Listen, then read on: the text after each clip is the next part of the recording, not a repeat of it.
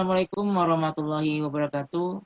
Kembali lagi bersama saya Irfan Prasetyo dalam channel iStar.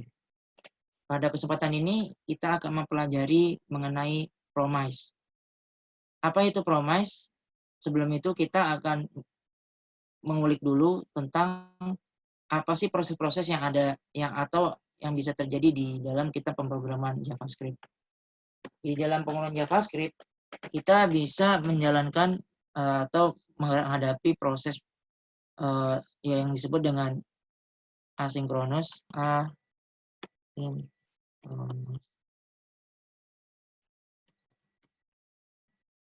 Begitu, dan juga ada yang namanya proses sinkronus.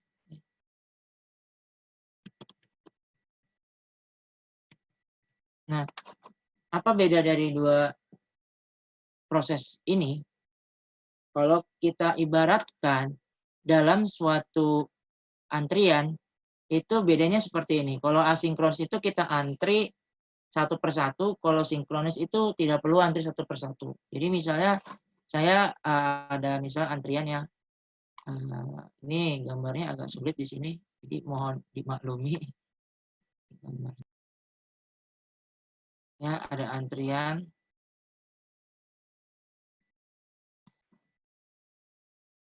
Ini orang mau beli misalnya kopi ya.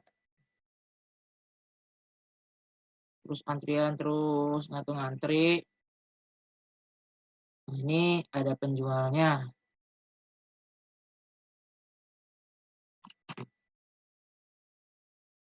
Nah, kalau proses sinkronus, ketika ada orang antri, dia akan membeli satu persatu. Setelah selesai dia baru pergi kan, baru masuk lagi. Jadi nunggu antrian awal, masuk lagi, keluar lagi, seperti itu. Itu dia kalau modelnya sinkronus, ya kan? Jadi kalau misalnya ini depan belum selesai, ya kita belum bisa untuk membeli, gitu loh. Itu kalau modelnya sinkronus. Nah, lalu bagaimana dengan asinkronus? Nah, sinkronus itu seperti kalau kita mau beli kopi di Starbucks, ya.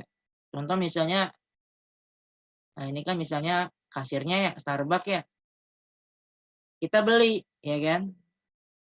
Beli dong, ya kan? Oke Pak, pesanannya.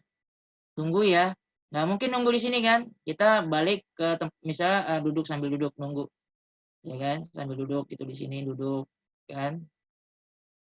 Ya kan? Terus ada orang lagi, ya kan? Tadi kita mesennya di sini misalnya saya pesan kopi ya, terus burger lain banyak gitu kan. Ada orang masuk lagi, dia pesan, ya kan? Tolong dong, saya cuma pesan kopi doang. Siapa?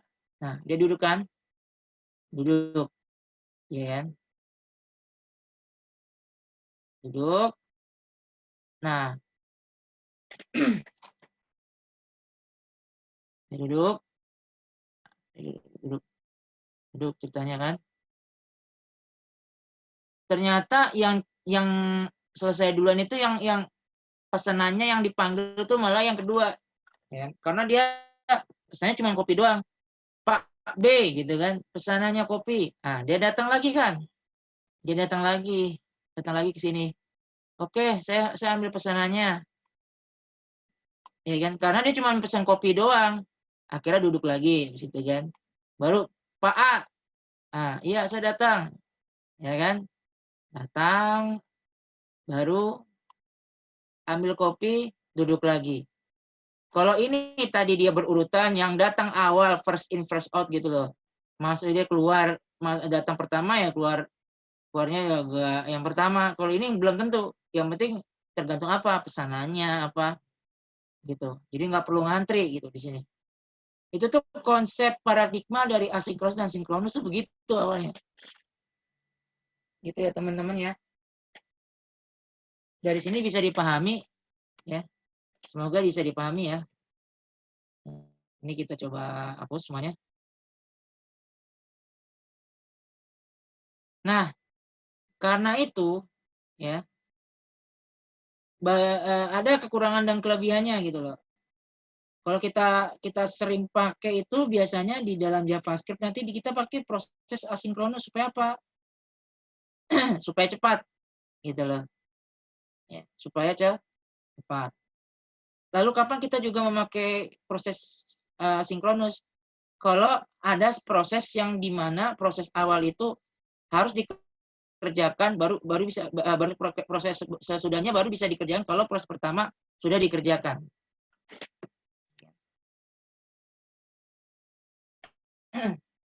Jadi dengan adanya asinkronus, ya kan? Karena proses itu terus gitu dikerjakan itu tanpa menunggu proses-proses yang di awal. Misalnya proses awal selesai 5 menit, ya kan? Ini 5 menit misalnya. Ini 3 menit. Nah, pasti akan diselesaikan ini dulu gitu. Ini 7 menit misalnya. Dia akan nyelesain yang pendek-pendek dulu gitu loh. Tanpa ya menghilangkan proses yang pertama, tapi tetap proses pertama juga sambil dikerjakan tapi akan lebih cepat di proses kedua. Jadi kan tadi kan si tukang kopinya itu yang di Starbucks itu kan dia mengerjakan langsung dua kan, dua pesanan A sama B. Tapi kenapa B yang duluan? Karena dia rentan pesanannya lebih sedikit, tapi dua-duanya dikerjakan gitu loh. Nah itu modelnya asinkronus, sehingga asinkronus ini lebih cepat gitu. Beda dengan sinkronus, dia tuh harus satu-satu gitu, walaupun ini satu, ini jarak ini satu-satu ini harus selesai dulu, baru ini. Artinya memakan waktu lebih lama karena dia harus selesai satu persatu. Gitu. Nah, kita memakai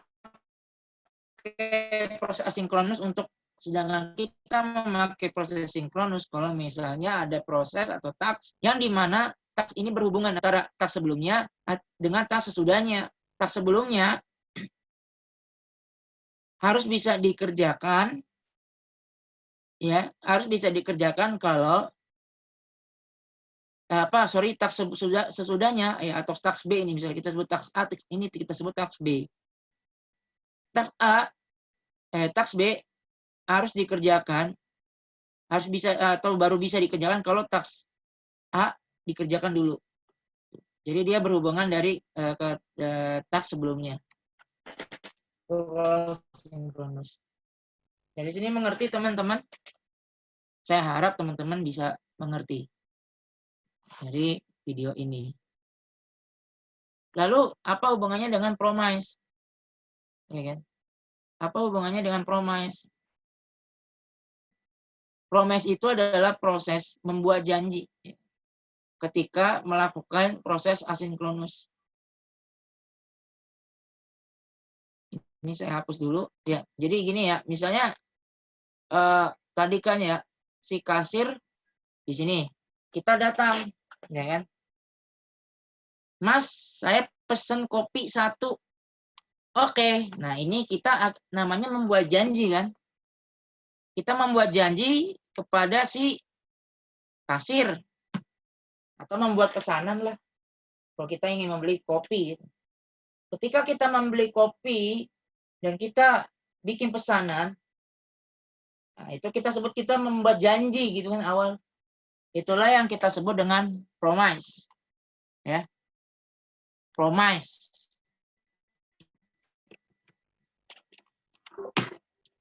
Promise atau janji, ya. Ya. Promise atau janji. Jadi kita buat janji dulu gitu loh. Pesan. Oke, kalau udah buat janji kan habis itu apa yang dilakukan? Tunggu kan? Menunggu kan, dia menunggu. Ya kan? Nunggu pesanan. Ya kan? Nunggu pesan sambil duduk. Nah, ketika menunggu pesanan sampai duduk, ya kan? Pesanan selesai, dipanggil lagi lah. Pesanan Pak A sudah selesai. Nah, dia datang kan? Dia datang untuk ngambil pesanan itu. Nah, Ini namanya callback. Oh iya, saya ambil pesanan. Nah, ini yang namanya callback. Jadi paradigma promise sama callback tuh begitu. Callback gitu. Ya kan? Jadi dia menyambut pesanan itu. Nah, kalau di dalam JavaScript yang nanti akan kita pelajarin, kalau kita membuat suatu fungsi, yang dimana fungsi itu memanggil request ya. Contoh kita bikin pakai asynchronous kemarin ya. Misal kita bikin asynchronous untuk merequest data dari suatu API. Berarti kan ketika kita merequest data dari suatu API, misalnya pakai SHR atau pakai apa, kita open kan. Artinya kita bikin request ke REST server. Berarti kita bikin janji dulu ke server. Saya mau minta data, ya kan? Nah, data itu adalah kopinya sebenarnya. Kopi yang dipesan sama orang ini atau item yang nanti diambil sama promise. Sedangkan callback adalah respon ya, ibaratnya fungsi yang nanti menangkap data itu. Gitu. Itu promise. Ya. Saya harap teman-teman dari penjelasan paradigma dasar ini ngerti ya awal-awal promise itu ya. Mari kita lanjutkan ke video selanjutnya.